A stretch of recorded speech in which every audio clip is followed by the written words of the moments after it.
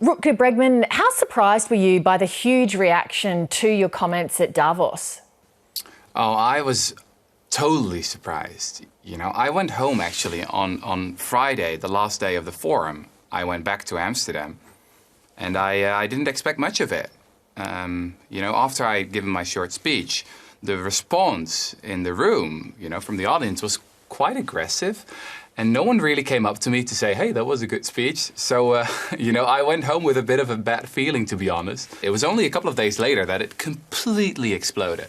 You said the reaction in the room was aggressive. Beyond that room, more broadly, among the people there at Davos, did it spark any discussion about taxation rather than philanthropy among those people rich enough to have those kind of concerns?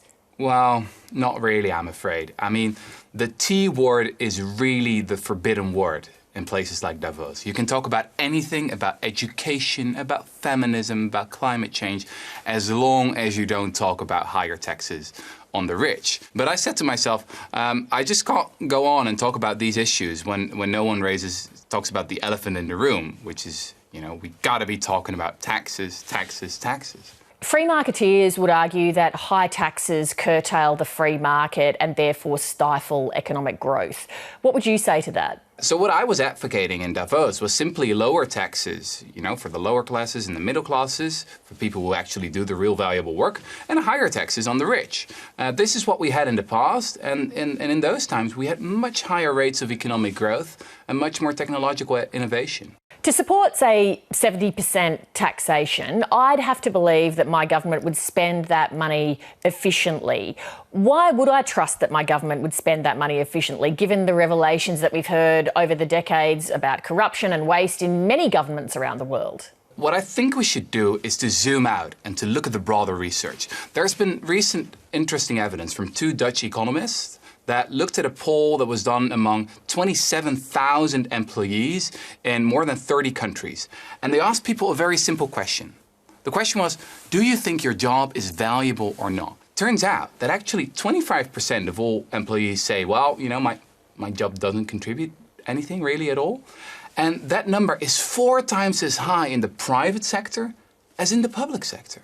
So there are a huge amount of really valuable jobs in the public sector. Think about firefighters, think about police officers, think about care workers, nurses, doctors, you name it. A huge amount of things that we, you know, really need. Education, health is often, you know, being done by people on the government payroll. So I think that we need to move towards a different narrative about government and work and where the real wealth creators. Let me put the devil's advocate argument to you. If one believes in liberal democracy, philanthropy is a better ideal than taxation because then it's my choice if I want to give my money away. So in places like Davos, philanthropy is being used as a way to distract people from simply immoral things that are going on at the same time. So what we have here are billionaires with totally corrupt business models. You know, they're not paying their workers a living wage, they're avoiding their taxes, they're polluting the environment, and then to distract from all that, they say, oh, I got a nice plan for some education for girls in Uganda or whatever. Now, I'm not against philanthropy. I mean, by all means, come up with all those wonderful plans, but pay your taxes first. With taxes, we buy civilization, and it's simply, you know, a prerequisite for a well-governed society. Let me put another argument to you that's often made against higher taxation, that higher taxation is a disincentive against ingenuity and hard work. Well, it certainly is if we put higher taxes on the lower classes and the middle classes, on labour.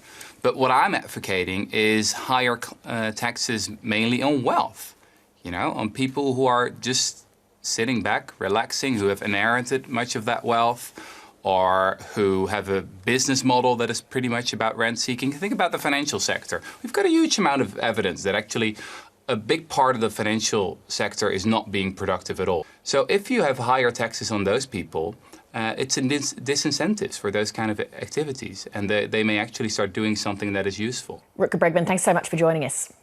Thanks for having me.